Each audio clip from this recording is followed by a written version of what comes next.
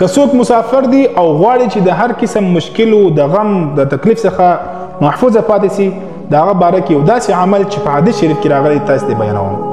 او که څوک پر کور باندې وي مقیم وي او غواړي چې په کور کې برکت راسي د هر مشکل د هر تکلیف څخه محفوظه پاتې سي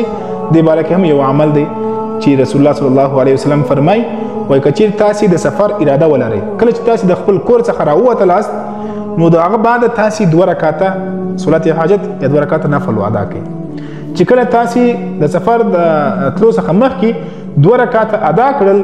نفل مې وکړل 2 رکعاته مې د الله د رضا لپاره وکړل د دې 2 رکعاتو برکت سره دا پوره سفر چې دی دا به په خیر خیریت سره تیر سي او په دې وخت کې به د هر تکلیف د هر غم څخه به الله تاسې محفوظه وساتي. او کم کس چې غواړي چې په کور کې برکت راسي د تکلیف او د غم نه محفوظه پاتې سي نو هغه چې کله انسان کور ته داخل سي مسافر وي